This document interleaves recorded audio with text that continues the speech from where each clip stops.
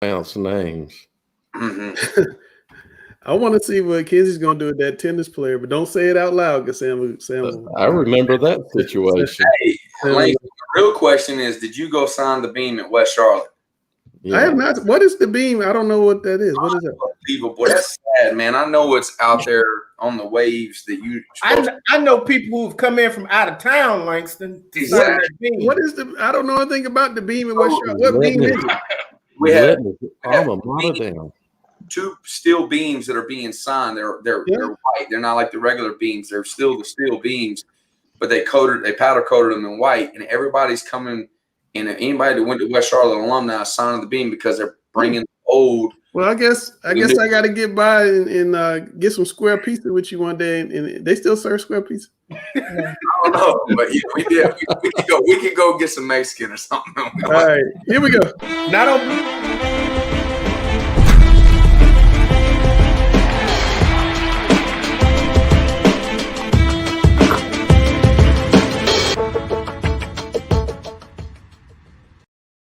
Pizza. I just saw you. We're back with another. Pump fake.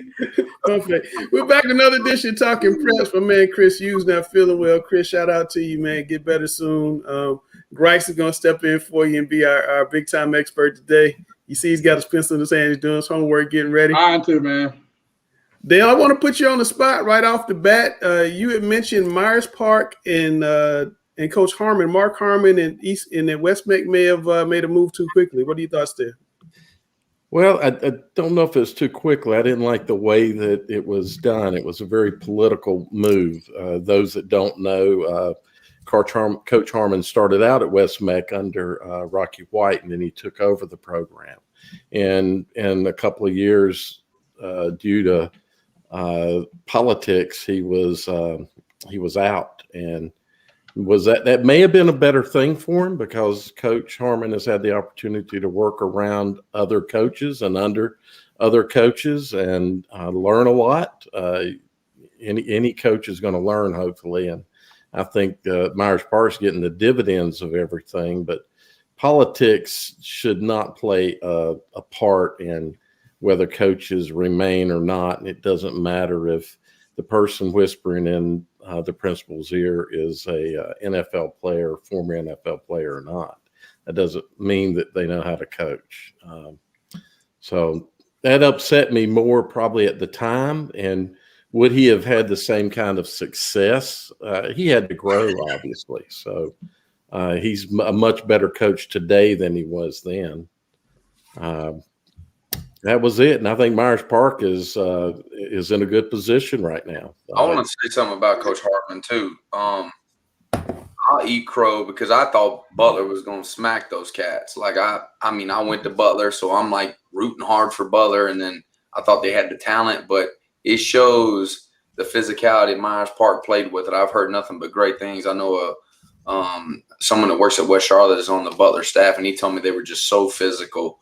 And that just shows you that the practice and the ability that Harman has to raise his guys' level, that they're grinding for him. I think that's big time. Now, not many people know about Harman. He is a jokester. He's one of the funniest guys. Like, I wish I could show you this video.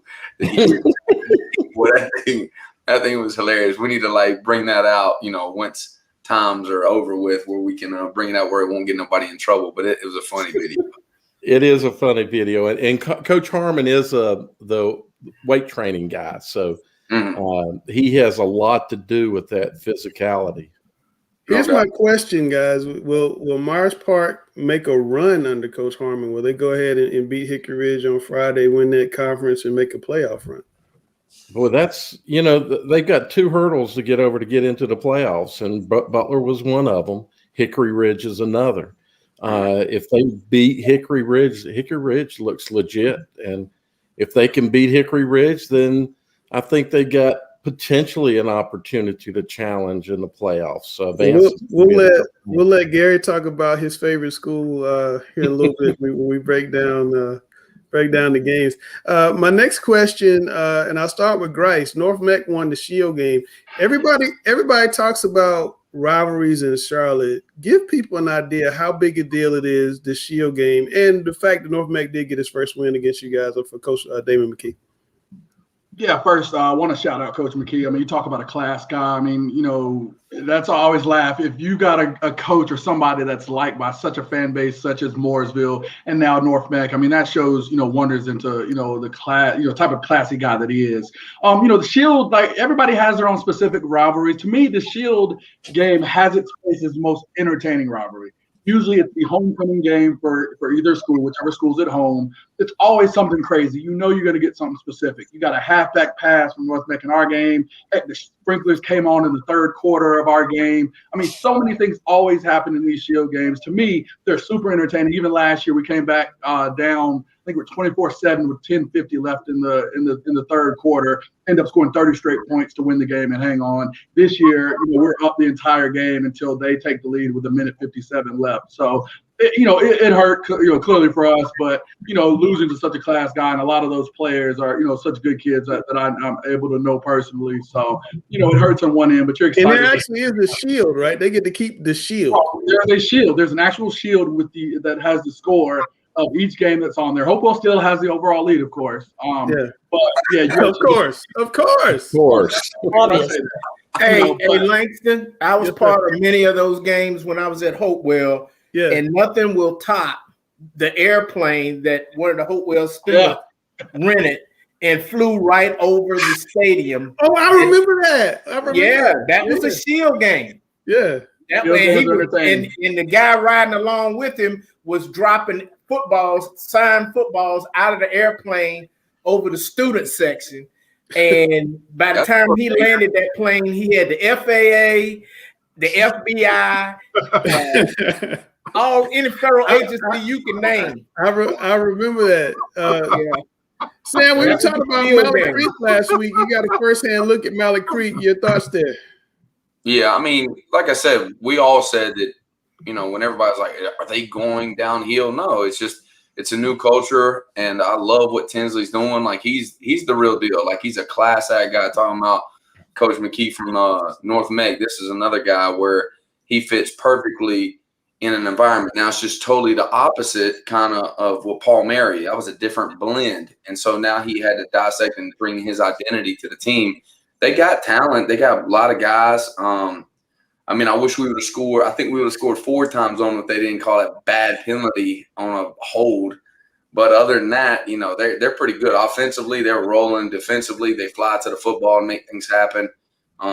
They're going to be fine. Like Coach said earlier, you know, they're going to probably win the rest of their games. You know, the only hiccup might be versus, you know, Huff. That might be it. Kizzy, I see you pumping your fist. Gary and Kizzy, your thoughts about Mallard Creek? Are they back? I mean, they're back. They may not come back against Huff, though. I mean, so y'all worried about Huff. There's, you know, my guy Grice was, you know, giving me a lot of slack earlier in the year. Let me just tell you. And don't let me – I don't want to be disrespectful, but I just got to say something. What do you mean by back? Mallard Creek ain't won a state championship in a grip. You know what I'm saying? Like, let's just be honest. Like, they've had the most talented team the last 10 years. Yeah, if I hadn't won a state in 6 years, that's a grip. That's forever. If you have the most talented team the last 6 years. Hey, notice, hold on. Notice he's saying this the week after he plays them. And I play them. This didn't come out last week. We talked about it last week. I didn't hear anything about it. The week I have to play them, he's creating bulletin board material. That ain't what we want to hear. Let's move on, Langston. All right. This is the first year that I don't consider them the most talented team. This is the first year where they're not the most talented team, but the culture's changing. I like it. I like what's going on. I want to talk about Vance and Richmond County, something Alex has been talking about a good bit. Is anything going to stop these two teams from playing for a state? And before we come to Alex, Gary's representing Vance. We got to put Gary in one shot and explain his shirt there. Well, you can see this shirt I have here. Just one last shout out to basketball season. Congratulate the Vance women on winning their second state championship. This shirt is 20 years old and 30 pounds ago. So I'm not gonna wear it that long because it's kind of snug on me. But just wanted to shout out to Vance. Coach Richardson, the AD over there, is gonna be buying a lot of rings. A lot of rings. So you already give him a title in football? Oh yeah. Unless they have some major injuries or COVID, Ain't nobody beating that team. Yeah. All right, Mr. Alex, what's your thoughts there? Well, as for the prevailing question, is anything short of contact tracing going to stop a Vance Richmond state championship game? And I can answer that in one word. No. Now, to elaborate very quickly, history is going to be made in this state final. Either way, history will be made in this state final. A Vance win would mark the 4th Charlotte-Mecklenburg school in this millennium. And since subdividing began with the 4 AA championships, AA championships in every classification, and this is the last year of subdividing, by the way, but this will mark the 4th Charlotte-Mecklenburg school advances to win to earn back-to-back 4 AA state championships. But this will be historic on another level. If Vance wins, neither Tommy Knotts at Independence, nor Brian Hales at Butler, nor Mike Palmieri at Mallard Creek will have done what Glenwood Farabee will accomplish if Vance wins by winning 4 AA state titles in each of his first 2 seasons. It also will be historic because this is the last year that Vance will be known as Vance. Now flip it over. If Richmond wins this state championship, it will be historic because Richmond will secure its 8th 4A, 4 AA state largest classification state championship, which will move the Raiders' tradition into sole possession in first place for the most number of state championships in the state's largest classification. Richmond is tied currently with Charlotte Independence. So either way, this will be a history-making event. But once again, as for anything other than contact tracing stopping this game from being played, no. Dale, you agree with that? Right now, yes, but we still have a number of weeks to go, and Myers Park has proven to be a little bit better than we thought they would be. But absolutely, Vance and Rich, as out of the West, Vance is certainly the number 1 team and the team that anybody's going to be gunning for. So, I mean, I watch Vance on film. Obviously, I'm playing them this week, and they're very explosive. I mean, there's not a place on the field where they have a weakness, really. I mean, even their kicking game is really good. Like, they kick the ball almost their kickoff team flies down the field and they kick it close to the end zone every single time, and they're tackling them inside the 20 with a great defense. I mean, they're playing championship type football. It's going to be very hard to beat them. I mean, they're legit. Like, they're young running backs. Really good offensive line coach is a phenomenal offensive line coach. So those guys know their details very, very well. I think Farabee does a phenomenal job of blending what he wanted to do and keeping some of the old. So remember, he took over this program where the team was already went to the state championship. Do you see what I'm saying? It's not like he had to rebuild. He had to manage a situation where there was a lot of egos. There's a lot of things going on, and he couldn't just completely change everything because they were successful. So he took a lot of what they already did, and then he started like putting in a little bit of his own, putting on a little bit of his own. Now he's spoon-feeded his own identity into there, and I think it paid dividends down the road towards the end of the year last year, and now they're full-fledged, steam ahead.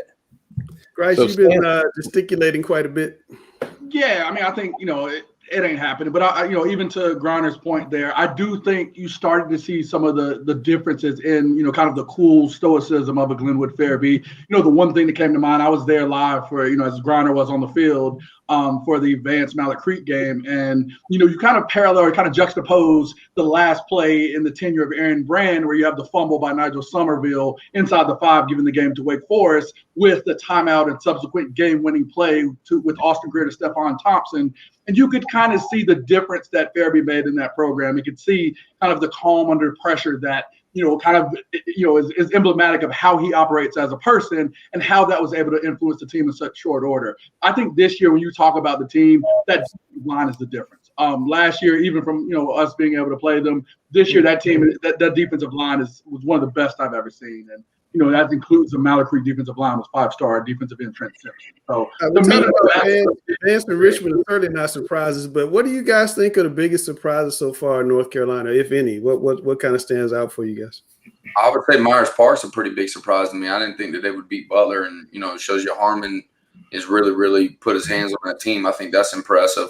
I don't know anybody that's in the lower divisions. I haven't paid much attention to it because there's so much going on. I'm trying to keep my own team. A.M. Robinson, I think they're a big one there. I mean, I think 3-0 there. Got of course the quarterback Blue Monroe's over there. Coach Robinson taking over in his first year. Yeah. He's done a hell of a job. I don't think won 3 games last year, and out of 11, and they're already starting off better than they have. So they're doing a good job. Alex, anything up your way up in the Wake County area that's surprising to you so far? No. I love it. No Cardinal Gibbons, Wake Forest, none of that. Princeton, nobody up there. Cardinal Gibbons isn't a surprise. It was known that Cardinal Gibbons was going to be a 4A contender coming into this season. Not a surprise at all. Coach Stephen Wright has done an absolutely exceptional job of taking what he did to get the Crusaders to a championship contending level and keep them there.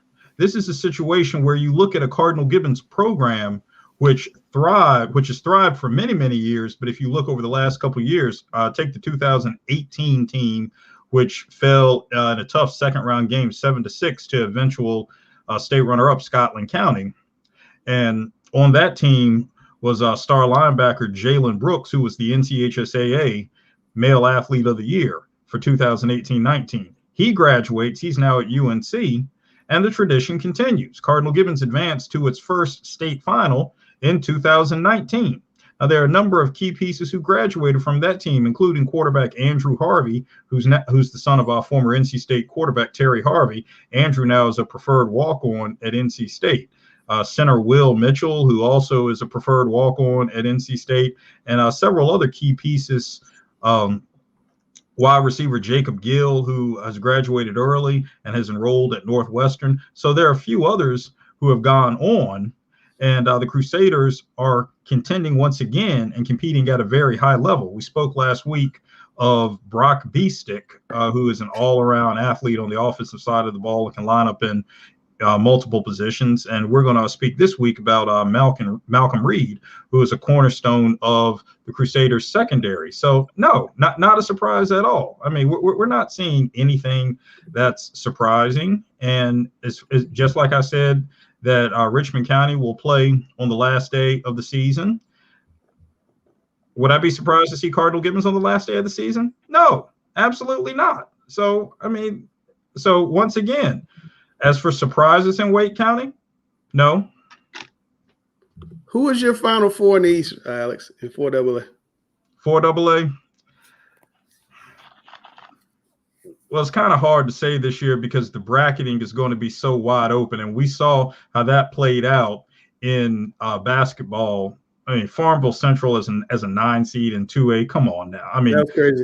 But that was how the process was, and that's going to continue in basketball this year. As a matter of fact, I was corresponding with James Alverson earlier today, and we just reminded each other of how that's the process for all sports. So it's kind of hard to say, but if I was going to put teams on paper, obviously Wake Forest will find a way to be there.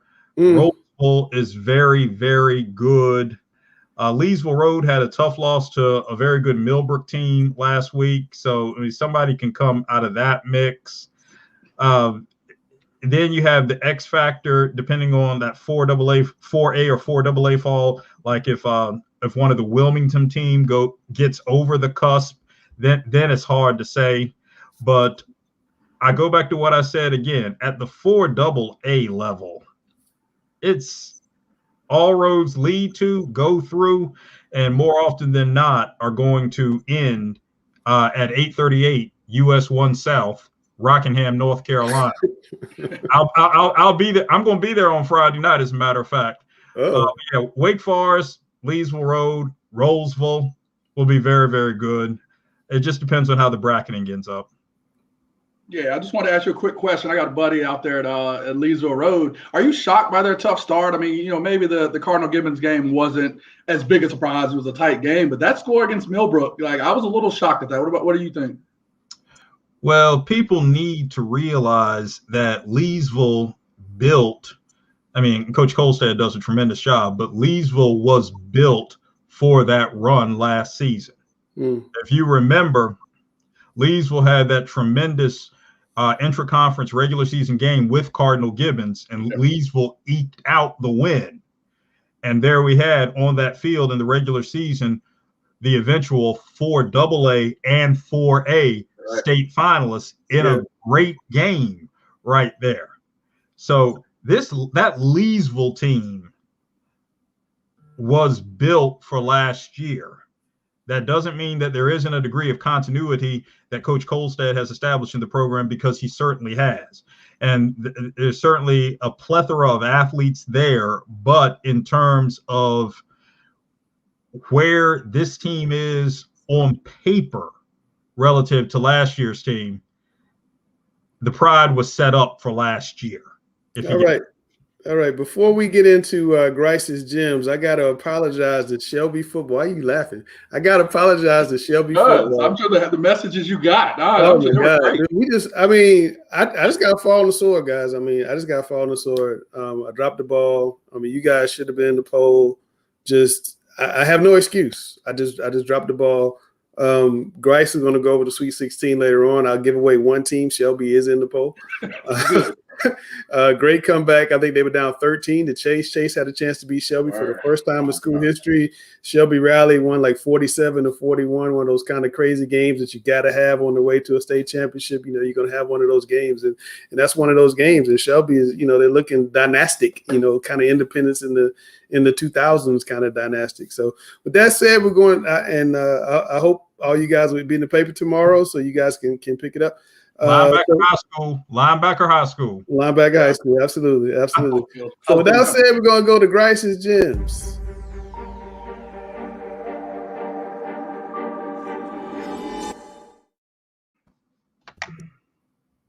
All right, the first one I was forced to put in here. I'll give you all a little bit of secret sauce here. I unfortunately have to give Grice, one of the Grice Gems, to Damon McKee for his first win, unfortunately, against our Hopewell Titans. It was a great game. Again, the Shield game is always perfect here. And one of those weird Shield games, they scored on their first drive.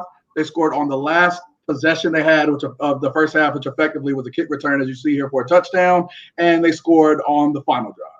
With just how a Shield game is, it's never over till it's over. It was a great game. Coach is a class guy, so I definitely want to at least give him, congrats for that win there. But it was a fun game. Again, as if I would have been a neutral viewer of that game, I would have enjoyed it. Of course, here was a big run that set up Bracken Maxwell with the touchdown with 1 minute 57 left. I'm glad we can get off of that. Now to one of my guys, Cameron Smith, running back at Olympic. I have my Still Creek Seahawks shirt on, as he was one of the guys I coached.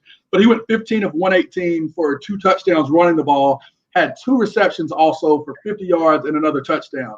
He was an all-state running back for this Olympic Trojans team, and is well on his way to another all-state selection, as I think he's averaging just a clip under 8 yards per carry this year.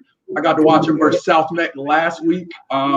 And he's, continuing on this great trend as they get ready for Ardrey and what's going to be a monster game for their conference, and ultimately, I think, decide the conference champion. So he's peaking at the right time, and I've got to give it to my guy, one of the Grice's Gems. Let's move to Ricardo Brown at Monroe High School. Had 5 total touchdowns this week. So he had 4 on offense. And then also on defense, as you see he plays here, he had a 96-yard interception return in their win this past Friday. We love guys doing it both sides of the ball. And Monroe always has a guy. Coach Sal always has a wealth of riches, I feel like. It's always a guy, Langston, from Monroe, that is going to do something. Always. Some of them in the NFL, too. Oh, exactly. So, it's always cool to see. And you got a guy like this in Monroe, those guys line up everywhere. So, got to give him credit as a Grice's Gem this week. And let's see. Oh, that's the thing I love about these guys. They play so many different positions. Like, you look at their highlights, and they got 6 or 7 different positions in a 30-second highlight that they play and do it well. So, love to see Monroe there. This one I saw over the weekend. We got Tate Carney here from Davie County, had 321 yards. That's a really good game. He also had 8 touchdowns. 8. Let me make sure I say that clearly. And he wasn't playing against, Daughters of the Poor or you over here. Playing against RJ Reynolds in a 62-38 win for what I call the Triad IMAC up there in the Guilford County, Davidson County, Winston area there. Again, 62-38 win, and it's 8 touchdowns, Langston. I mean, what's the record there? I mean, I know That's gotta be has to have 10 or something, but it's got to be close. Got to be up there. But Davey's always a key contender in the 4A. Happy to see that there. And we got to show the East love. We got Ben Gilbert from Raleigh Broughton, the 6'4" quarterback, threw for over 400 yards, over 404 yards exactly, and 2 touchdowns in a 49-48 overtime win over Raleigh Enlow. I mean, you always got guys out there. Alex, have you seen this guy in person? I have not. It's one of those things where I think the focus of this season hasn't come back around to the Capitals quite yet because of the success of their arch rival Leesville Road, and because of the success, obviously, what Millbrook did last week has brought some additional attention, and obviously Cardinal Gibbons leading the way. I have not had the opportunity to see him in person yet. That's accurate. He throws a nice ball. Oh yeah, I have to check to see where he's going. But again, 400 yards, and again in a big time situation here. I think that's the thing we love this year with the conference only schedule, or primarily conference dominated. We're doing this against conference opposition, so no easy week 3 game necessarily here. So again, as we always say, if you ball like our brother Dion says, if you ball, you get the call or the call out here on Grice Gym. So be sure to let us know on Friday, Saturday. Provide us film, guys. Again, this is for you. So the more that you guys provide film and highlight, try to keep it under 35 seconds at least, so we can highlight that, guys. But again, this week we had some amazing Grice's Gems, and as we get to some of these big defining playoffs, setting type games, I look forward to see more big time performance. All right, Grice, you're back on. We're going to Chris's corner, and you got to be Chris today, so no pressure.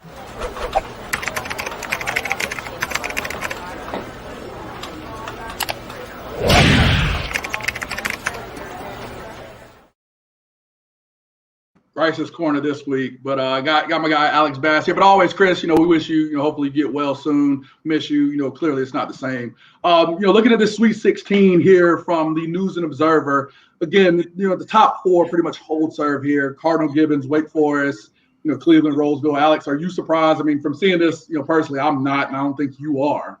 But let me know if you are. No. I love it. So I think the biggest one for me, Langston, I see here at 6, Southern Durham. I mean, they had a big 20-0 win. I mean, their schedule looks pretty favorable over the next 2 to 3 weeks, and I think they've got an opportunity. You're talking at 5 or 6-0 in 3A. I'm thinking they're going to make some big time noise there in that 3A division. They definitely can make a run. I like Cleveland also at number 3. They've been in the top 4, I think, all season, playing really well. But Princeton's boys basketball team did really well, and I don't know how many of those guys are playing football. I imagine a lot of them are, but that seems to be a kind of a monster down there in 1A. So I'm interested to see how they do as well. So it's Middle Creek lost the first game. They won the last 2. They're back in the poll this week, so I think they're going to be a force to be reckoned with.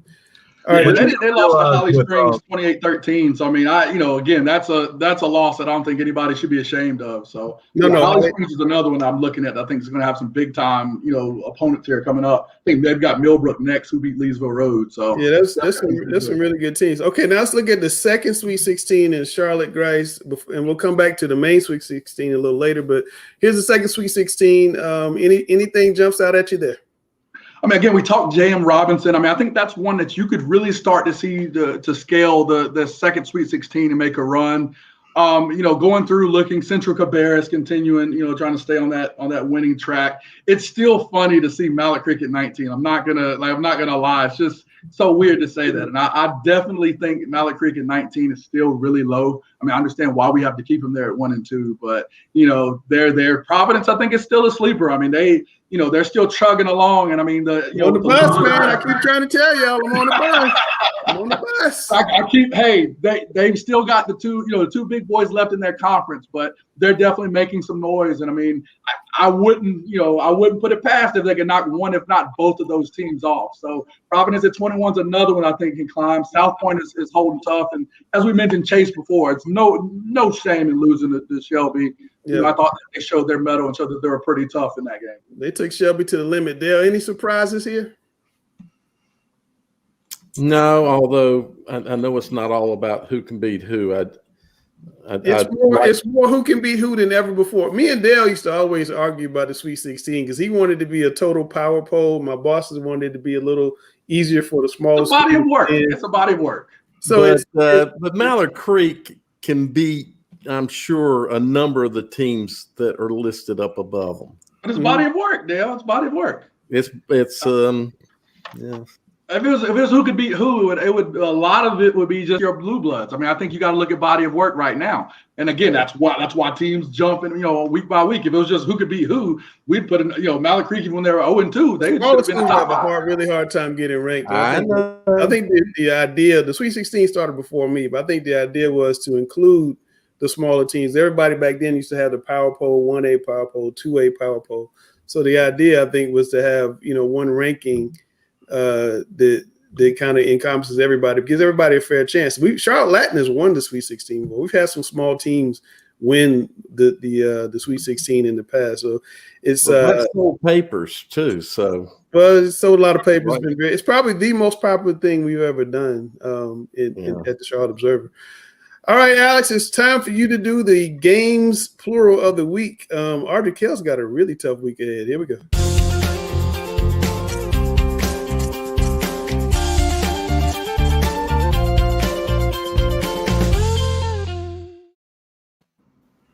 All right, here we are, games of the week. And this first one to lead off, I finally figured out it makes total sense. So we look at one of our favorite teams in the area, certainly Gary's favorite team in the area, Hickory Ridge.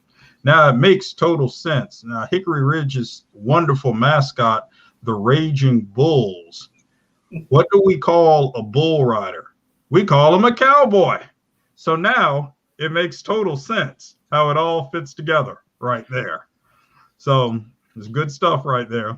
Oh my goodness! So it all makes sense. Great opportunity for Coach Wilson on this stage, and we all know the tremendous job he's done. First and foremost, molding student athletes who are prepared to compete at the highest level and are really laying a foundation for what will grow as a storied tradition. So. Hickory Ridge, the Raging Bulls welcoming Myers Park to Cabarrus County. Gary, talk to us. Well, I had the opportunity to talk to Coach Wilson this afternoon, and one of the things that he commented on is Myers Park being a much more physical team than they were last season, something we talked about earlier in the show, but he really commended their defensive tackles really hold the point of attack, and they make it difficult to run the ball.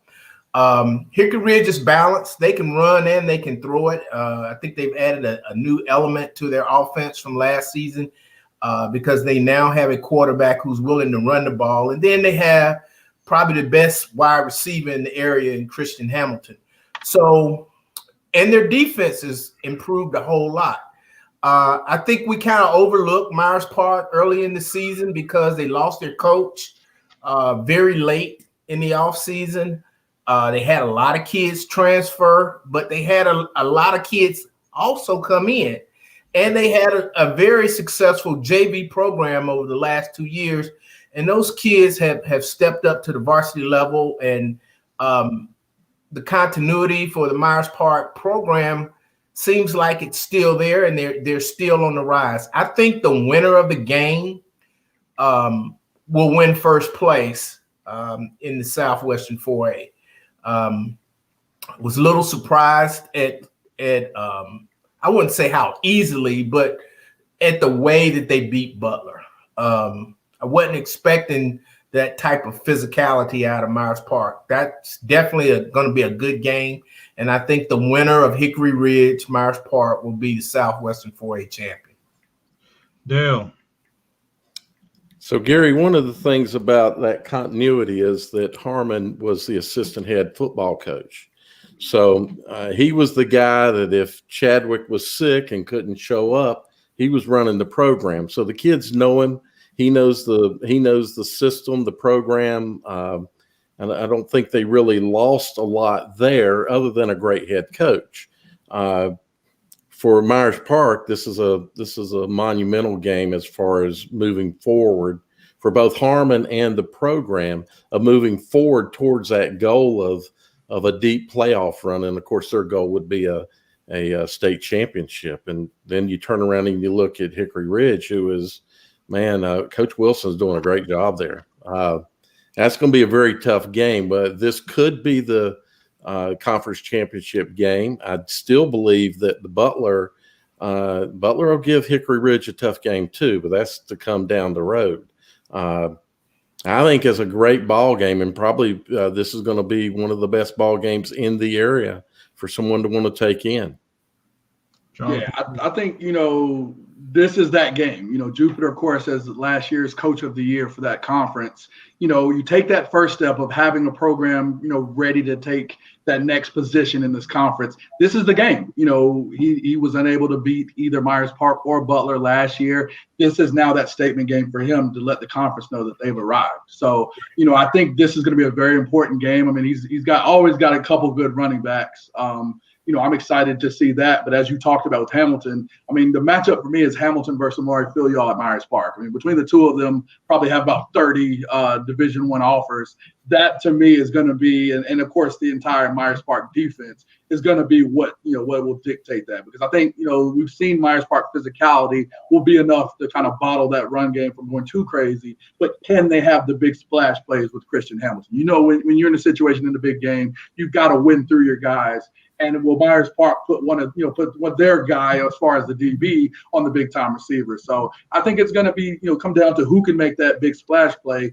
And it's Jupiter and his Hickory Ridge boys that he's done such a great job with. Is it time for them, or are they ready to get over that hump? Yeah. All right, let's move to another game. Saturday afternoon game. Olympic and Ardrey Kell over at Ardrey Kell. A statement opportunity both ways. What are we looking for? And give us a prediction, Gary. I think this will come down to, can Ardrey Kell stop the Olympic running game? I think if Ardrey Kell can kind of slow down the Olympic running game, get ahead of Olympic, where the running game is not a factor as much, then that favors Ardrey Kell. But if Olympic can pound that running back up in there and get chunks of yards, it's nothing that demoralizes the opponent than not being able to stop the run. So once again, close game. I would think that the winner would put themselves in position to become the conference champ. So this is another closely contested game, I think. Dale. Yeah, there are three teams in this conference: Providence, Ardrey Kell, and Olympic. Those are your three top teams.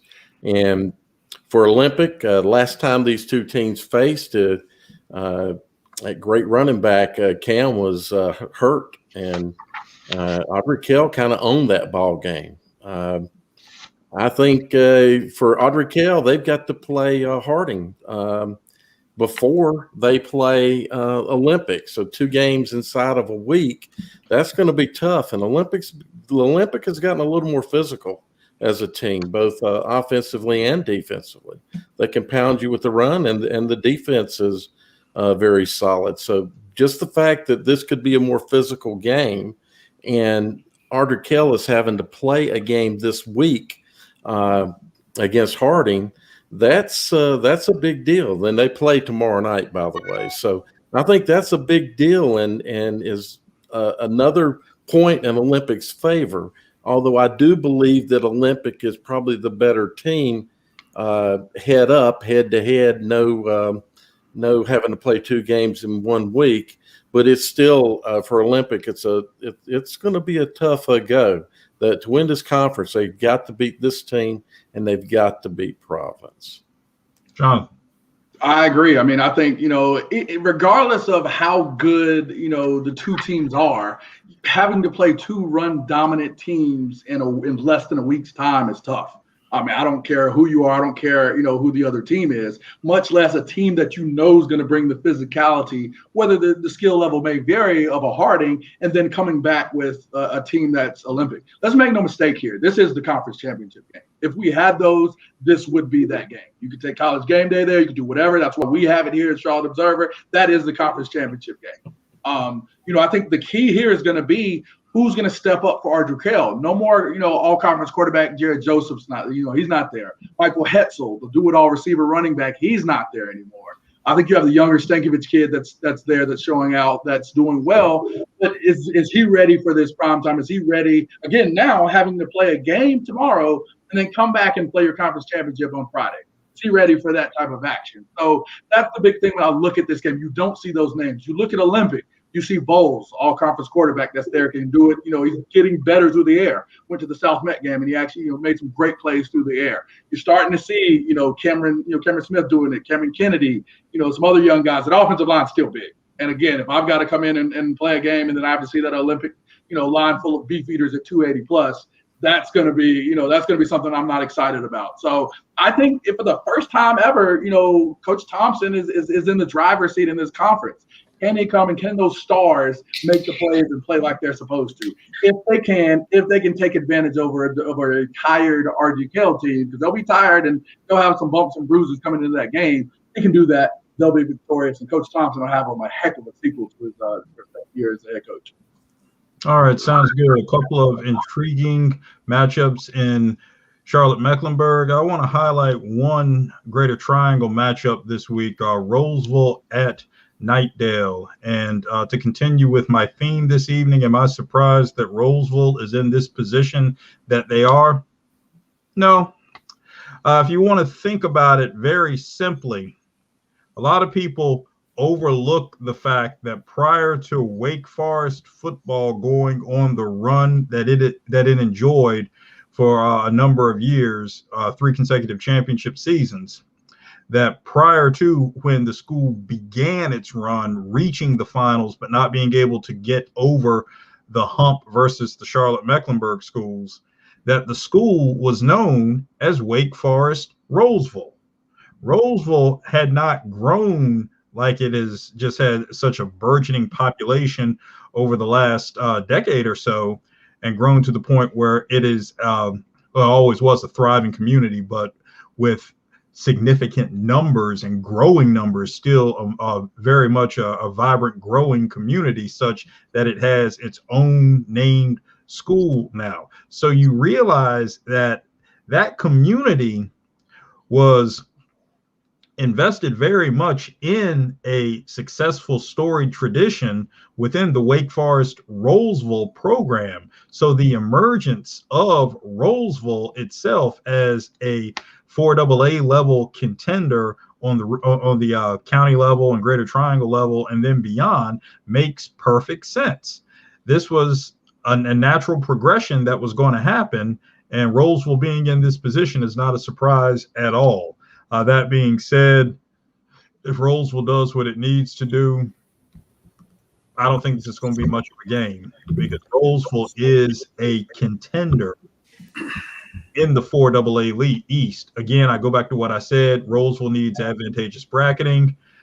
Again, I don't see anyone stopping Richmond, but in terms of viable options out of the Greater Triangle area, Rolesville certainly is a contender, and the community's championship pedigree historically renders itself to this making perfect sense.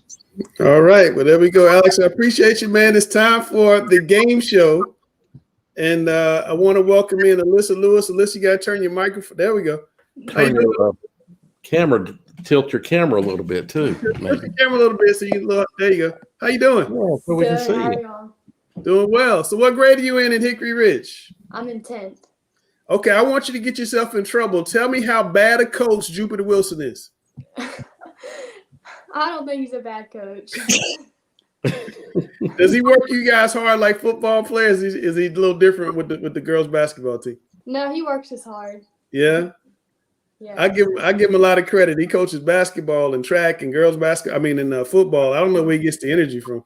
And he goes to church and he pastors when the youth pastor's not there on Sundays. Yeah, He does a good job. I saw him this Sunday. Okay, so you know the rules, right, Alyssa? Is this double No. deuce? Why? Okay, yeah, it's a double deuce. This is double deuce. You All right, 20? it's multiple choice, pop trivia. You against Sam. Sam is undefeated. But here's the thing. They don't help me out at all. They're giving you questions that you know that I don't know. I have to make educated guesses, and you guys already know the answer. Sam somehow last week pulled it out and came back and got a tie to maintain his perfect record. So we need you to take him down. Okay. All right. First question up is Kinsey. All right. Which NCAA team ended UCLA's 88-game college basketball win streak in 1974? Was it A, NC State, B, Notre Dame, C, UNC, D, Kentucky? Am I first? Yeah, you can go first. Okay. I'm gonna say Kentucky. Kentucky. What you got, Coach? That's a great question here. Wow. Here we go, Sam playing blackjack in his mind. Yeah, That's one dart. Yeah. 8 and 74. Yeah. Do I need to play the Jeopardy music, man? No. It's Kentucky. Kentucky just seems too obvious. I'm gonna go Notre Dame. Why was it He's too obvious? good. He's good when he breaks it down. Sam's up 1-0. Now, how is that too obvious? Because a lot of people would have said NC State because I what would have happened said NC State. during that era. A lot of people would have said NC State. Come Yeah. on, That's Deuce. too obvious. All right, Double Deuce, you're in the hole. Let's go, Dale. Okay. What famous band did Gwen Stefani front before she became a super successful solo act? The Cardigans, Garbage, or A, the Cardigans, B, Garbage, C, Hole, D, No Doubt.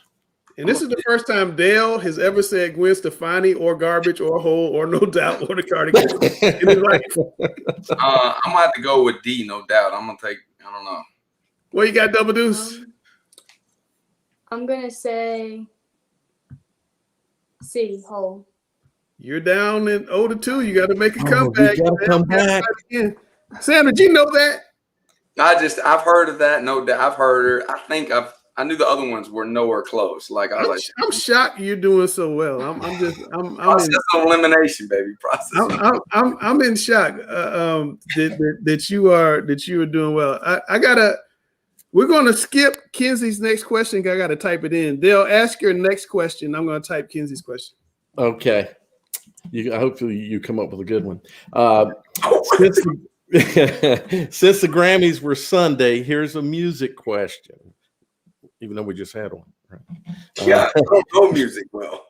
Which Let's pop like Christian artist out here or something. okay now, which pop diva became the second woman to win the Album of the Year Grammy twice in 2016?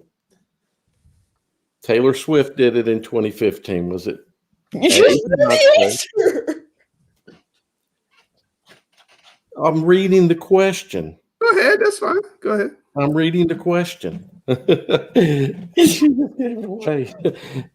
Beyonce, B, Alicia Keys, C, Taylor Swift, D, Adele. And You're up, Double Deuce. maybe we pump faked you there, Sam. I'm gonna have to say Taylor Swift. Yeah, C, Taylor Swift. He just said she was the first woman to win it, and you both got it wrong. It's She's D. the first person to win it twice. I'm playing smart here. So look, I'm already up 2-0. So if I'm not sure of the question and she's going before me, I'm just gonna pick the same answer, and I can't lose this last question. If you would have paid That's attention, what I'm talking about. Know the game. Know the game. So I should have read off the screen instead of off the script that was my there. own judgment, I would have said For those judging at home, the answer was D, Adele. Yeah, I would have said, if I would have had to guess on my own right there, I would have went Adele. Promise. All right, Kens, we go back to your other question. Here we go. So why didn't you guess Adele? Because if she was right, it gave her a chance to get back in. I can't lose if there's 4 questions, and if I guess the same one that she gets. Probably, you got to think, man. You got to think if you don't know. Here we go. T Swift did it first. In 1972, the Pittsburgh Steelers running back had a miracle catch in the AFC Championship game against the Oakland Raiders. What was the play later called? A, the Immaculate Reception. Miracle by the Day. C, Rivers Miracle, or D, the catch. This is a real hard one here. I just think maybe it's possibly A. How's it real hard? That's what I was thinking. Okay. Is that yours? All right, you both got it right. So it is A. I mean, I knew it was A. I was just trying not to get it again. I was hoping you had that catch, Langston, to show them. So look, I could have gone. I did. I had to. I was trying to throw Sam with the catch, but it didn't work. All right, so we're down to the last question. Double Deuce, you have to get this right, and Sam has to get it wrong to earn a tie. No. Yeah, It's 2 and 1 and 0. Yes. She hasn't got one right, and I got one wrong. She just got one right. I said the same thing. You both got it right. You're up 2-1. You're up 2-1. I've gotten 3 right. She's got one. You're up 2-1. No, you got 2. Tell them that. The first 2 questions. You're up 2-1. You can't cheat, Sam. I'm walking out. If y'all try to cheat me right now, I'm walking out. Here we go. Last question. I apologize for my pronunciation. In 1988, which women's tennis star won the Grand Slam and Olympic gold medal? A, Steffi Graf. Yes. Graf. B, Martina Navratilova. Chris Evert or Monica Seals? Sellis. I'm gonna have to say Martina. Martina, what you got, Coach? That's a pretty good guess. I'm gonna say Steffi Graf. Golly, I gotta stump Sam. I'm having a hard time. Let's go, baby. Sam wins, maintains his unbeaten streak. Double Deuce. You had him. You had him. Langston. That's 4 correct answers now. You had him. Some guesses are just, I don't get it. I don't get it. He has this thing where he like goes through his mind and he gets these answers right, and but there was no logic applied to that one. Super difficult for you to do that. I'm gonna come up with some answers. I'm gonna come up with questions. I got them. All right, Kizzy has a question. It's going down. Kizzy has a question. Let's make something clear. If it's just like pop culture questions, like I don't have a clue about anything. Like you guys don't beat by everybody. It wouldn't be a game show. It's just like Slaughter Sam show. Like Slaughter Sam. Listen, thanks for coming on. How did the season go for you guys this year? It went great. We worked hard. We had a good. I mean, it ended earlier than we thought it would. Yeah. We had a good season for sure.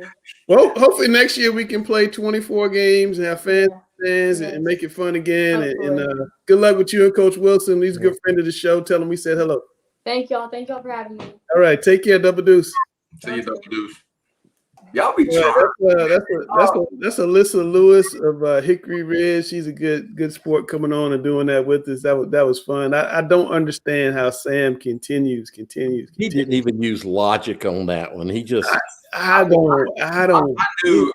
I actually would have got a perfect question if I would have went my route. I was just trying to make a point that I couldn't lose. I thought it was going to be 4 questions, but I would have guessed Adele. I really would have. Promise. I ain't gonna lie to you. I might have first. Say what? So why didn't you guess Chris Evert? Why didn't I guess Chris Evert? Yeah, so you're guessing stuff. I'm wondering why you didn't guess. I remember growing up, so like I knew Martina, whatever her name is. Navratilova. I know that she was really good before that. Like when I was growing, I was born in '82, so I knew that she was like the truth around then. But when I started watching tennis, Steffi Graf was by far the best in crawling forehand. Yeah, she was dominant. I think she was like German or something too. She's my favorite. She's my favorite female tennis player, and Andre Agassi was my favorite male tennis player. Chris Everett's mine, but I'm older than I love Chrissy too. I mean, but I'm saying that in that era, I love Chrissy too. Yeah. Martinez always been mad. How about the Notre Dame? Huh? That's good stuff. No, that was pretty good guess too. All right, it's time for Kinsey time. Here we go.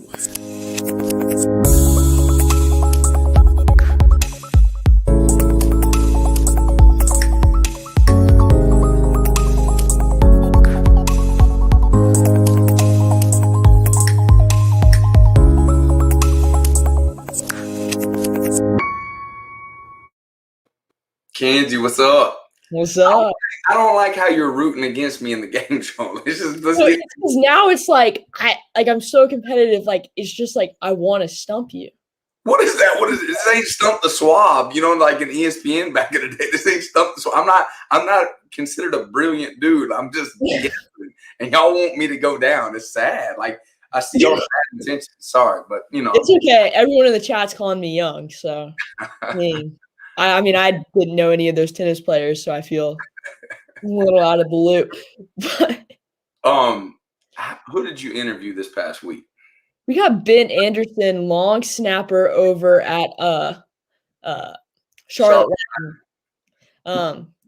Reaching out. Good kid. So the one thing in football that you can never overlook is a long snapper. It's the most underrated position probably in football, because if you have someone that cannot get the snap back there to the punt, it's automatic catastrophic disaster. And so, like, I'm big on a long snapper. That's huge. So let's see what Ben's got to say. Today we're here with Ben Anderson of Charlotte Latin. Ben, the off seasons looked a lot different this year. How has your off season specifically looked different? So for us, mainly for like an off season, we do a bunch of like team lifts at our school, Charlotte Latin School, after school, and then we also do some yoga as well. But the main thing for us is because we're a young team, so we need to bond. We need to bond a lot in order to have a better season for next year. I think that's like the biggest thing is our bonding. Yeah, and you specifically, I've seen that you've gone to a lot of camps for long snapping. How have those camps been and that experience? How's that been? The camp's been really well. It's really good for exposure and like getting yourself out there and then also learning stuff. I had a good camps through Chris Rubio. I've won 2 camps there, and then I've been invited to some big time camps for him. I gotta know, is there any crazy stories of you being on the line snapping and something crazy happening? No, I've never been hurdled before. I've seen that happen on TV though. Yeah. It's gonna happen next year. We're calling it here. I know. All right, we got a speed round. So what's your favorite movie? Favorite movie is Rocky. Favorite TV show? Favorite TV show, Last Chance U. Favorite food? Burgers. Favorite color? Red. Favorite musical artist? Future. And then if you were any superhero, what would it be? Superman. And if you could travel anywhere in the world, where would it be? Probably say Florida. Sweet. Well, Ben, it's been great talking to you. We're predicting the hurdle next year. It's going to happen. Thank you for coming on. Thank you so much.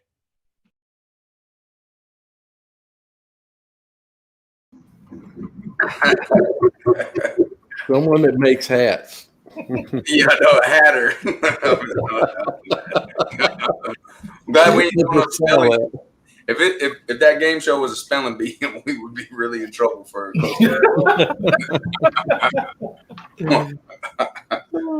Gary, but you're right though. There's a lot of haters in the world, man. God. I know. Hey, but Sam, that's what you got when you was at Harding. That's what made you so good. And now they're after you on the game show, and you're responding to the pressure. Yeah. He's acting a little too cocky. He's got to go down. Oh God, I'm not getting cocky. He's like a rooster that just came out, you know. Now I see how much fun we're having here. I see how much fun we're having here, and I don't want to spoil it, but even amidst all this fun, we do have to have a little gloom and doom every now and then.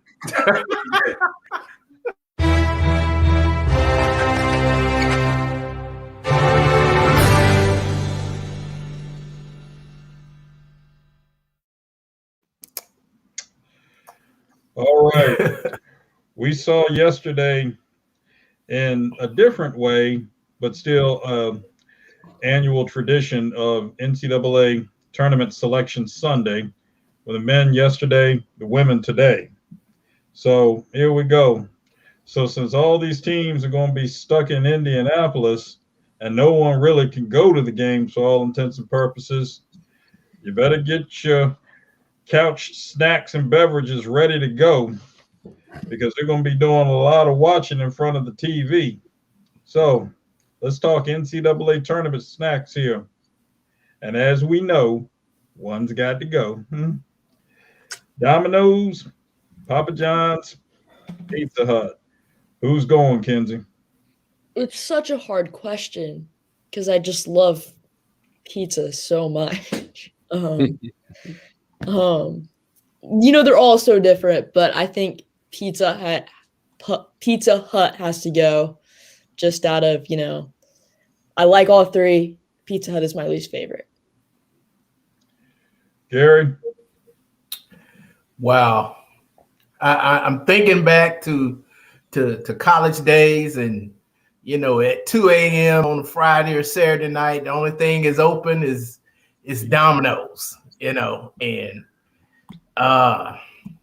as I got older, I understood Domino's wasn't a very good pizza. It's just something that took up space. So I'm going to say Domino's has got to go. Dale. Man, it depends on what kind of pizza you want, because Domino's thin crust is not too bad. But I'm going to go with Kenzie on that. It's probably because it's the lead. We just don't order it. We do get Papa John's every once in a while. We get Domino's, but we don't get Pizza Hut. Not because we don't like it, but it's gone. Well, I look at it like this here. I just don't see over time what Papa John's has done to distinguish and rebrand itself. Pizza Hut's done a lot more with rebranding itself to continue to distinguish itself. Domino's has done likewise. So, that being said, bye-bye, Papa John's. I gotta have that pepper. I really prefer Godfathers. Yeah, Godfathers. That was the one I grew up with. And yeah, I grew up with Godfather. I still drive up to Lexington about once a month. That's the closest Godfathers to Charlotte. And I get orders for other people. That's how popular it used to be. So that's where I met my wife. Godfather. So. All right. Let's talk game sandwiches now. Subway, Jersey Mike's, Jimmy John's. What's got to go? Dale, you start us off. All right. So only one of these is a real sandwich. So it's the only one I really want to eat out of this group, and that's Jersey Mike's. So then it comes down to Jimmy John's and Subway. And I probably, I don't go to Subways. I'll go to Jimmy John's before I go to a Subway. So I'll go to a Firehouse before I go to a Subway. So Subway's got to go. Gary? I'm a lot like Dale. Jersey Mike's carving the meat right there in front of you and piling it on thick. Jimmy John's, I like their bread.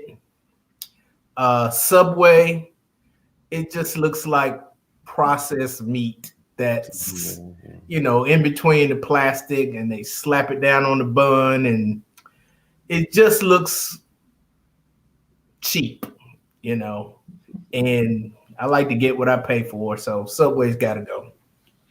Kenzie? I like Subway. I feel, somewhat attacked.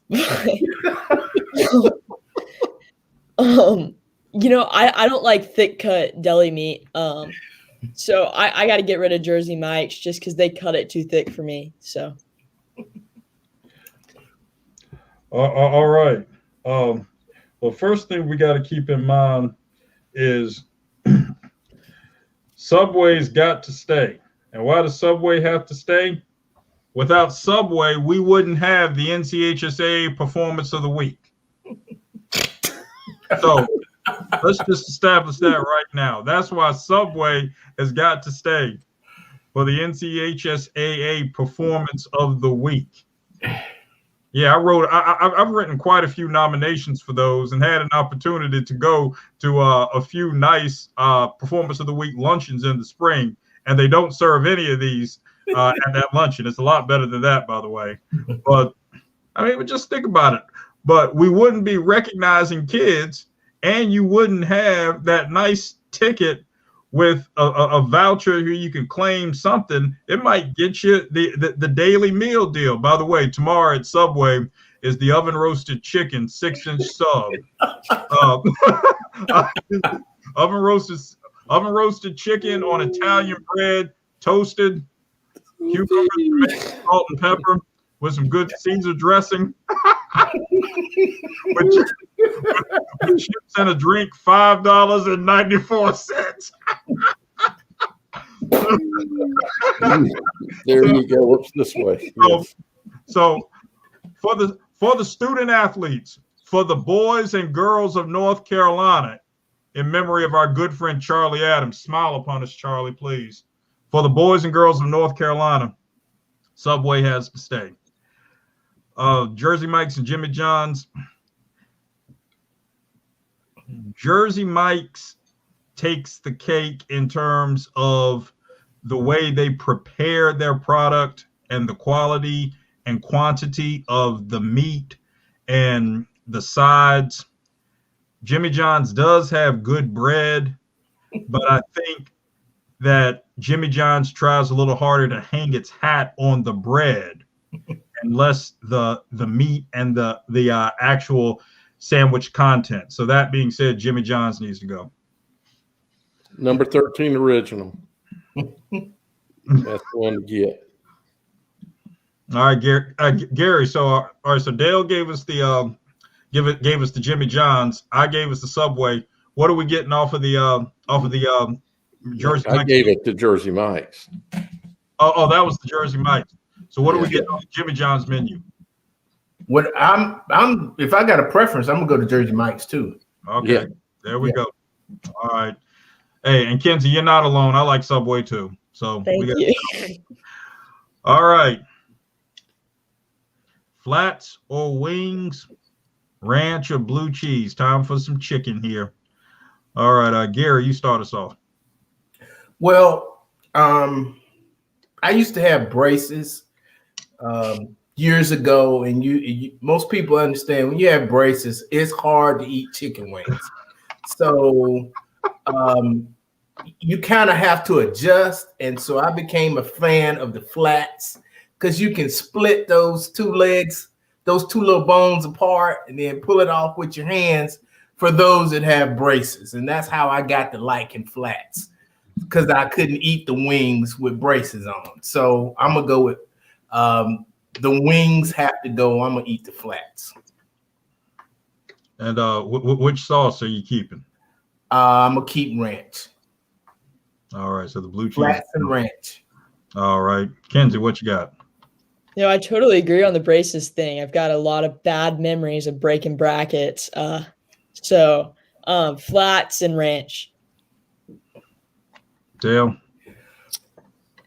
So I don't use ranch or blue cheese with my wings, so I'll keep ranch. It's tough because I like wings, so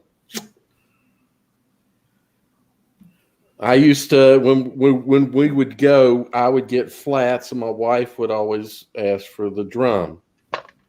So I always got the flats. So which do I throw? Man, this is tough because I can eat both and I like both and they both have their place. Gary's got a point. You know how to eat that flat. it's probably easier to eat overall. So I don't know. I'll keep the flats. Yeah, ranch or blue cheese, either one. No ranch. I don't use it. I get hot wings, and I don't use ranch.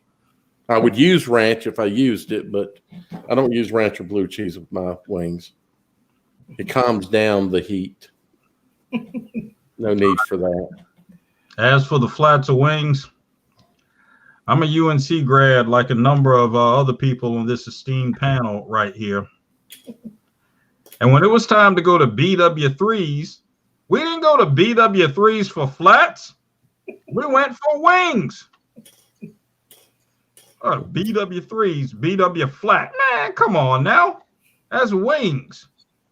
Hey, keep the wings, man. Let's go. What's wrong with Alex? That dude's funny, man. Like, it's like, man, this guy's got like he just has like a different perspective. He's definitely. But I gotta tell y'all that Dale does not use ranch and blue cheese, and Dale gets the most insanely hot wings I've ever seen in my life. I eat wings with Dale, and I like get a whiff of the sauce coming off of his, and I need water just from the smell of it. It's insane, and he eats that like it's nothing. Like, and he gave me one, right? He gave me one time. He said, "Alexa, taste this," and I'm trying to play it off like, like this. Like, how in the world are you eating this stuff, man? I can't. The real question is, my lips burn for a week. The real question is, you guys are going out to eat, and me and Grice, we haven't been invited yet. Like, it's kind of sad. We got you, man. Hey, as soon as everybody gets their shot, or we get, all this.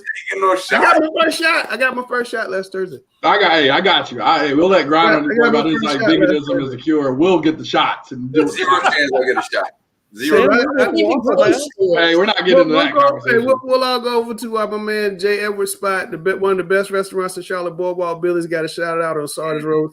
Sam had like 9 pounds of oysters last time I was there. At Boardwalk Billy's. I mean, it's phenomenal food. Sound on the deck. Have a good time. We'll definitely. In fact, we'll do a Talking Preps live one night at Boardwalk Billy's. So they got good wings. Their wings are phenomenal. They have good wings. The smoked wings over there is good as any in Charlotte. Yes, they are. Hey, let me know early enough so I can make sure I'm in town. Absolutely. Yeah. Absolutely. All right, so we got to go back to Chris's corner for the Sweet 16. Are you ready, Grice? I'm in the corner. All right. I hope Chris is watching. Don't do him dirty.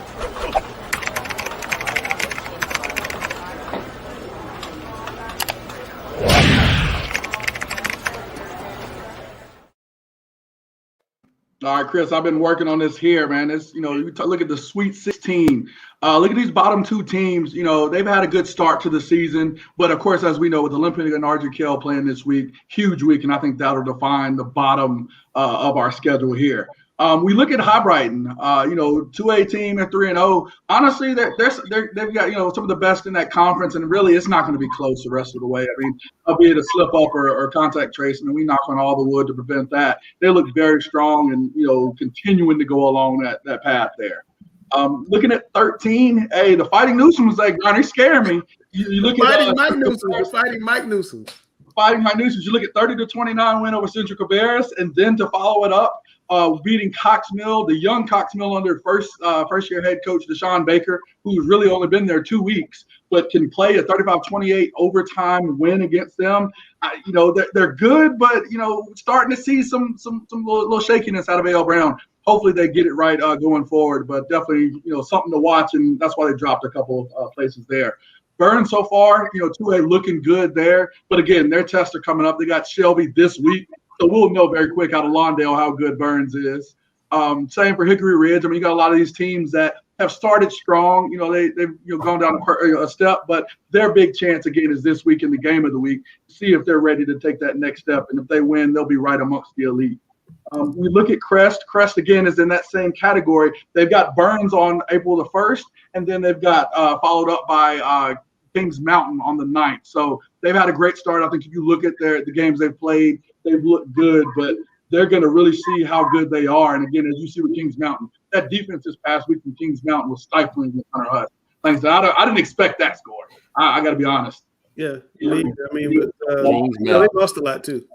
And they did again, and to see that, but as we see with a lot of these teams in the Sweet 16, they've still got to play that Shelby team here in another week. They've got Crest to end the season, and I think what's going to be one of those games is going to test the capacity of these stadiums. So it'll be exciting. 8, there's no shame in Charlotte Catholic losing 7-3 to Weddington. I don't think even them dropping there is a little harsh, but we have so many good teams in this area that Catholic will not lose again. You said what? Somebody clipped me saying that. I said it last year. Y'all dogged me. Catholic will not lose again. Y'all, I don't think they will. It dictates the final there. And 7 again. We had to put Shelby in there, so don't look at that NR. That NR should say LW, NR-LW. That works there. How did Shelby not make the top Sweet 16? I apologize. Me and Cleveland County, we good. I apologize. That works at Charlotte. That NRLW. That NRLW could earn someone a DMP CD. Oh, you gonna keep me off my own show? Oh my gosh, yeah. We look at 6 here with Butler. Again, no shame in losing to a Myers Park team. The key for them is going to be seeing Hickory Ridge in a few weeks there. Let's make sure that 1 doesn't turn into 2 for that program, who many think, and a lot of us coaches remember, Hales putting the state championship date and spray paint on their practice field. Well, he's going to have a call to reckoning here in a couple weeks to make sure that 1 doesn't turn into that 2 to keep those dreams alive. 5, Myers Park, big win, but again, no rest for the weary. They've got another game, which pretty much ends up being a conference championship type game here coming up, this coming week. At number 4, that Huff Hopewell game seems like 2 years ago, doesn't it? A strong win for Huff, showing tough in the red zone against a Lake Norman team that I think even is kind of being unfairly ranked a little bit. As low as they are, but that Huff team has really shown tough. They pulled it together, and as we always say with Huff teams, you don't want to see them later in the year. Again, we have to remember this team finished second in the very tough IMEC last year, and they are a team. Vance late in the year. They beat Vance late in the year, and it wasn't close, to be completely honest. We move up to number 3 again, Weddington. They got over the big win, 2 straight over Catholic. I don't know how. If someone would have said that 3 or 4 years ago when Capone took the job that he would go to win 2 straight over Catholic, I think a lot of people would have thought you may have been crazy. But he's in a great position. And again, if these teams continue to stay contact tracing his issue not to play him, he may stay at 2-0 for a while. Could be one of the baddest 2-0 teams. Right, so Weddington will not lose the rest of the year either. No. That's the state. Weddington and Charlotte Catholic will win 4 and 3 in a row. I think that's going to be something that's pretty good. And again, 1 and 2, it's tough. And again, this is one of those things, and we're not doubting with Richmond Senior. Those guys not having a game, for that week and only having played 1 so far. That 42-35 score is a little closer than I would have liked versus Pinecrest. I talked to one of the coaches there. It's something that they knew Pinecrest would be dangerous for them not having as much time, but I don't know. And then Vance. They did what they had to do against Morris. But Morris was always a quirky game for the people, Griner and Kinsey that know and had their schools play Morrisville. Always a quirky game for them to get by. And again, remember, that was an overtime game at UNCC last year. So that's one of the tricky steps for Vance in a year that they're trying to go back and repeat. They passed that first test. Now they go and have Lake Norman, and then at the end of the year have Huff, and 2 more steps to really take that repeat schedule. Hey, you're pretty good, Chris. You better not get I've been working. I'll tell you, I had the pen. I told you, saw the elevation pen right. I've been working, trying to be straight, get this together. Chris, you better not get sick anymore. Here we go, Fresh Faces.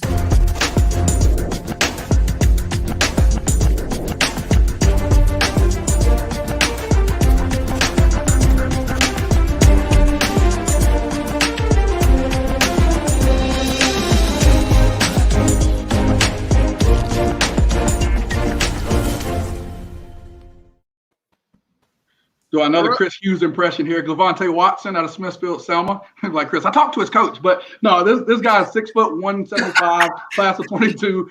He's a tough runner. The big thing I like about this is he gets to that edge and he sticks his foot 1 cut and he just goes. You see the burst from him on this highlight that lets you know the type of back that he can be here. And just you love to see that out of a back that's 175 pounds. You're able to see a little bit more here. Again, this is that double wing offense. putting him there as that kind of B-back, as they like to call him, you get to see that he's able to run that ball, and he can be tough if he wants to. But look here, the yards after contact. I mean, he got contact right at the line of scrimmage, still turned that into 4 or 5 yards there. Such a good back, and I like to see that duo of speed and toughness. And again, here, the flexibility, you see it with a lot of these, schools down these guys that'll play the QB position, that can play the B-back. Those guys with that versatility make them tough to stop. All right, Gary, Connor Drake on the bus at Providence. 6'6", 315, which means he has room to add more size to that frame. I think it's just a sophomore. Great footwork, plays well in space. I think they got some clips on him running in the bubble screen where he's getting out on a defensive back in space. But the most important thing about a left tackle is you have to protect the quarterback's blind side, because he can't see that backside, at least a right-handed quarterback. He has good footwork. He has a good punch. But what interests me a lot is well in space.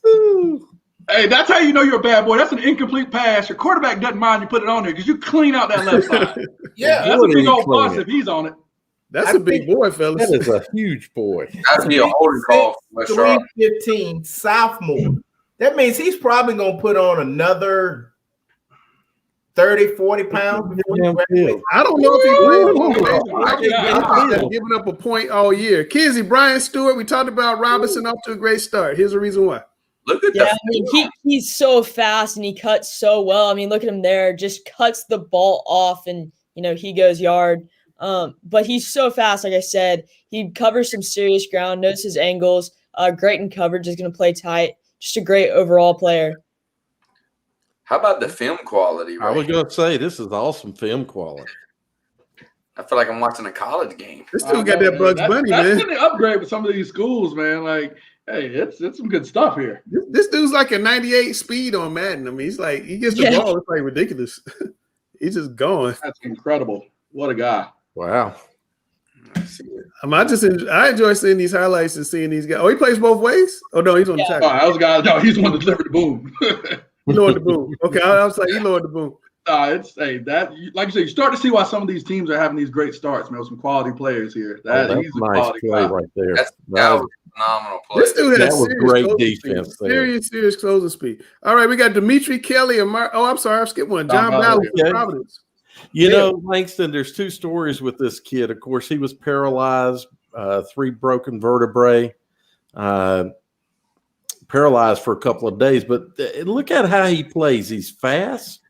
He gets to the ball. You'll see a couple of plays where he covers the run, but then makes the interception. He covers the run well and then steps in. I think is a great ball player. Providence has not allowed any points on their first team defense, I think, so far, or something like that. I mean, they're having a phenomenal year, kind of under the radar. Everybody's talking about Audrey Kell and Olympic, but I think Providence is going to be a factor. Wes Ward has those guys going. Look at Coach Ward. That Coach Ward, get up there. Yeah. He got defensive player of the game a couple of games ago. Coach is so mad on the bottom. Yeah, they're. I mean, Providence, I think it's going to be a factor. I don't think it's just going to be a 2-horse race in that conference. Those teams. No. Providence, the teams I saw on 7-on-7 this year in Weddington out there. That was one of the teams that I saw out there faithfully. Not a surprise. They're amongst one of the best. Yeah, I like that squad. All right, so now we got Malcolm Reed of Cardinal Gibbons. Alex.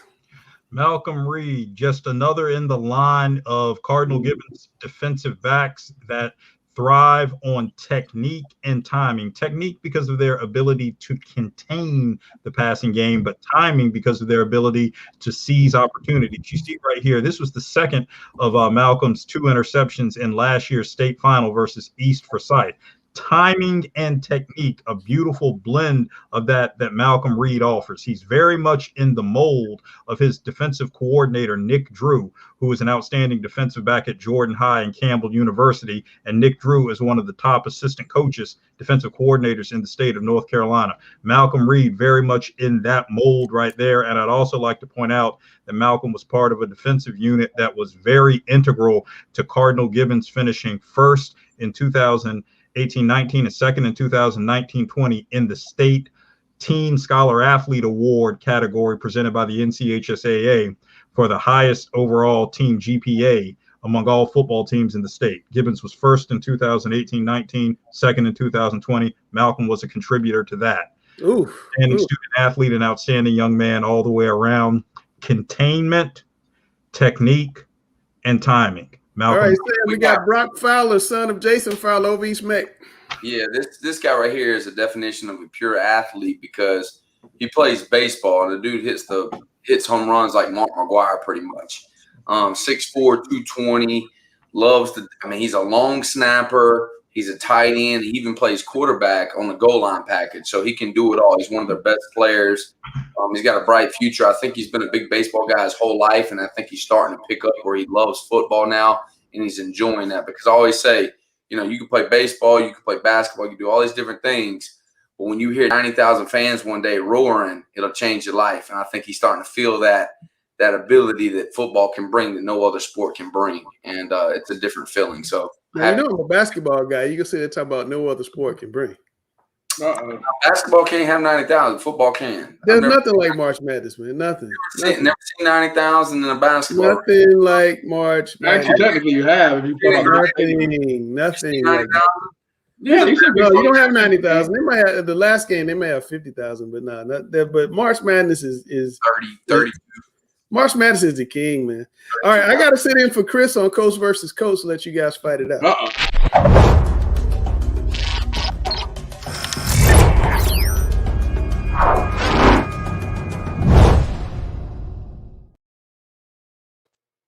All right, I don't have the energy like Chris has. Coach versus Coach. I can't do that.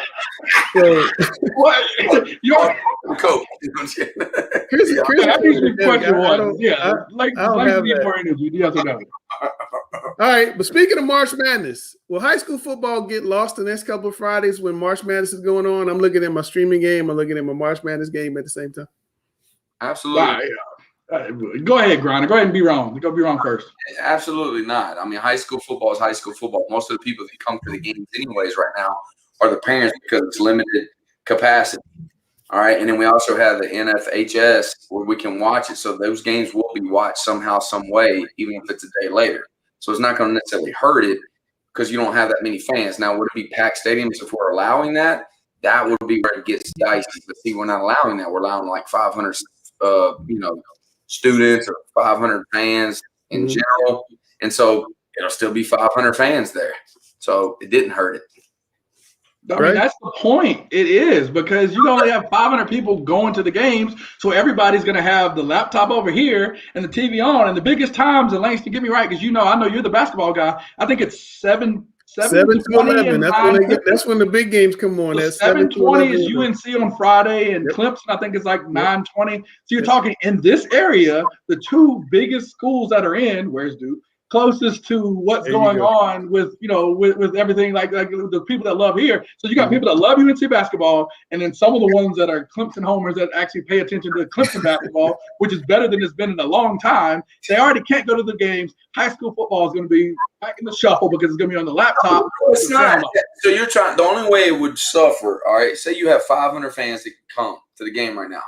The only way it would suffer is 500 didn't show up, and that's not going to happen. You just talked about football is great because of the fans and how many fans you can have. It's nobody there. Like it's not the same.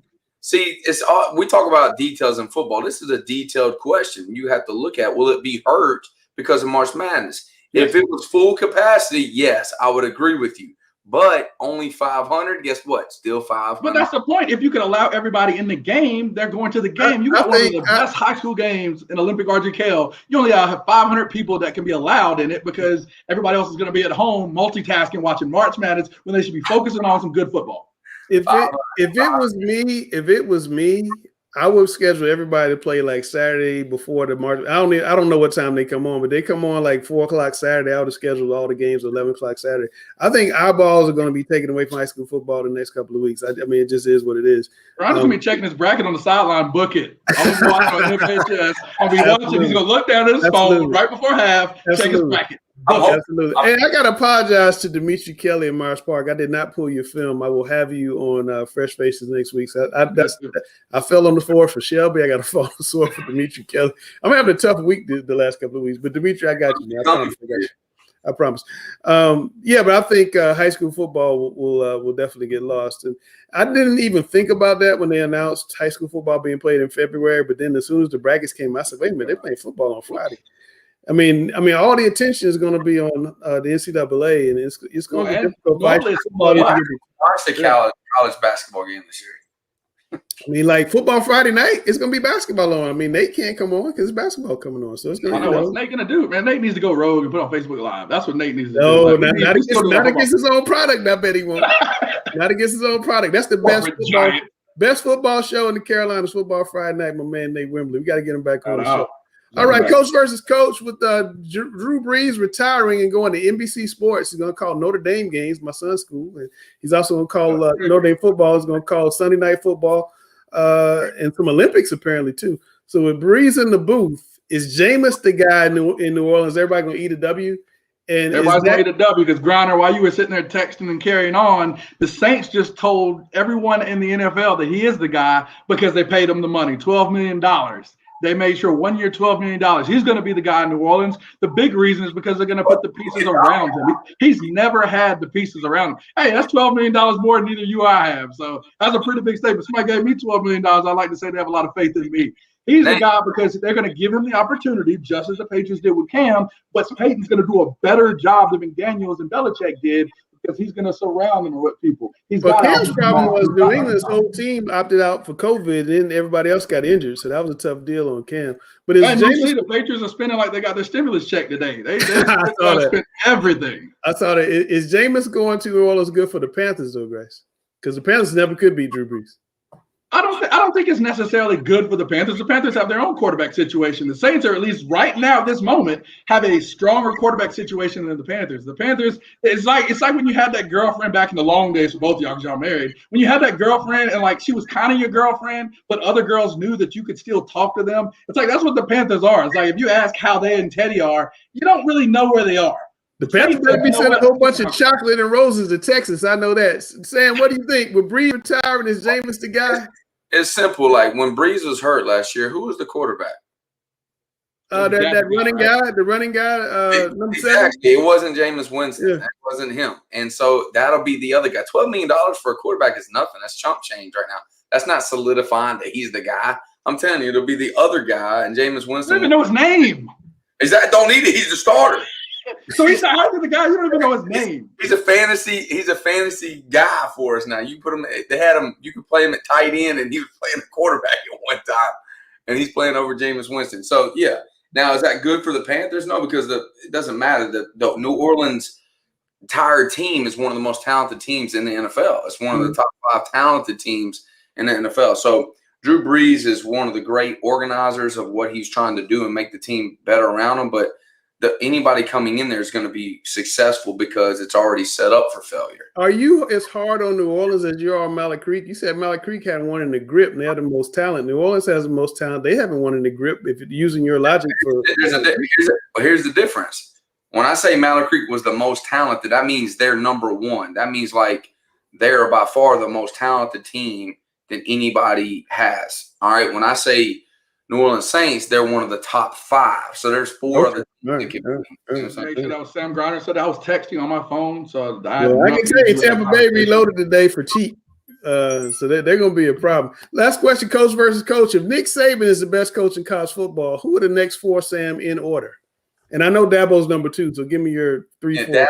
Dabo would be the next guy up. I would say you'd have to say Coach Day at Ohio State? Yep, Brian Day. And then I would have to go with Oklahoma coach, believe it or not, after that. And that would be my top 4. So Nick Saban. Who's 5? 5 would be – that's where it gets a little dicey. He's been on the show already. Mac Brown. You like Mac Brown? I like Mac Brown. I love Mac Brown as a man. Great man, but I can't put them up there. I don't know. I like Mac at 5. You like Mac at 5? I do. Wow, top 5, huh? He's a Hall of Famer, man. Let me think about that for a second. All right, Grice, give me your if Nick is the best, who are you next for?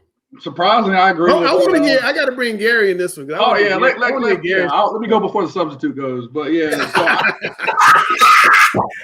I thought we were gonna have the substitute on today. The substitute doing right.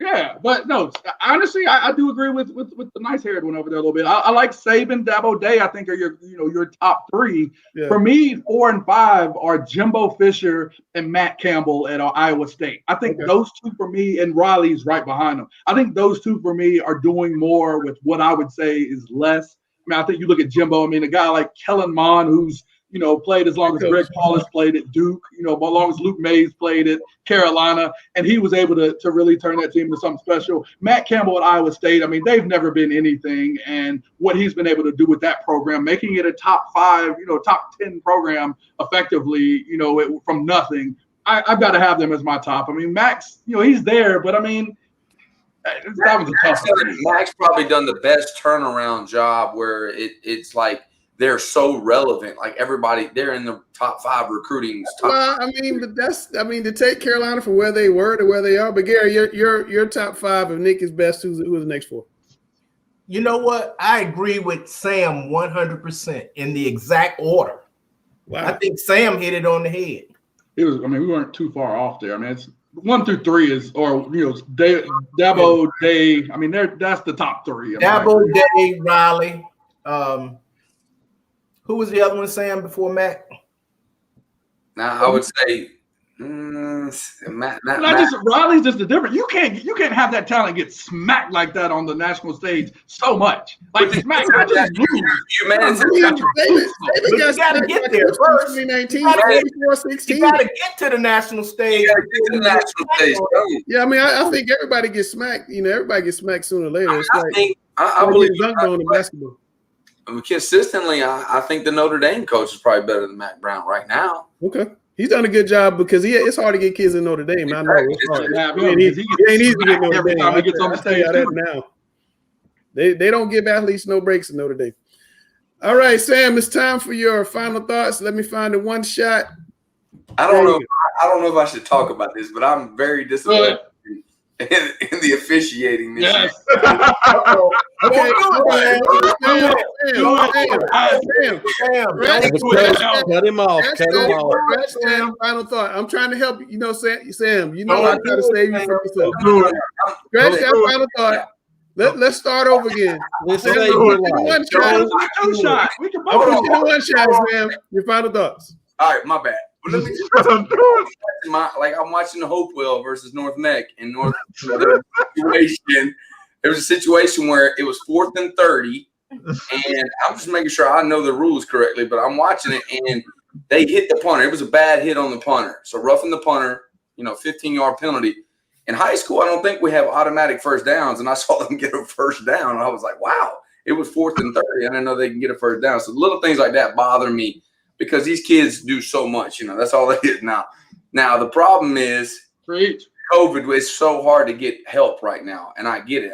I just couldn't imagine trying to, fill those seats up for, the officials for high school football games because there's so many of them. So it's very difficult. But my goodness, sorry, I'll shut up about it. You gave me the final thought. I told you. Is there a collection plate? Is there a collection plate? So he will be getting a call from Chapel Hill in the next day. What are they gonna do? We got video. We can all have a video together and show video.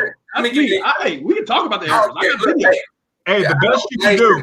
I've been good for a year now. Okay. All right. So I gotta say something. Because last year we had to save you every week. We're down like 30-6 versus Mallard Creek. Okay, down 30-6. We roll out right. We throw the ball in 1.3 seconds, and we get a holding call. And I'm like, the common sense, even if we yank the guy down, we didn't do that. I watched the film. I'll try to find it. The guy down, and then even if you yank him down, the common courtesy is like, oh, you're getting whooped 30-6. You know what I'm saying? So like, let them play. We make a big 60-yard bomb, and then all of a sudden it gets called back, and the guy's like, I was just like. Get your tail over here. I call timeout. They're going to let me talk to you. All right. We're going to cut you off, Sam. I'm trying to save Let you. me remind Sam, a lot of people We got a watch lawsuit with this the show, actual man. holding that he didn't want them to call a holding. Let me remind everybody that there is hope. There's hope that because we have video right here, that this can be self-reported. And if you self-report the violation, then there's a 99.9% probability that your fine will be cut in half. That's true. That's very true.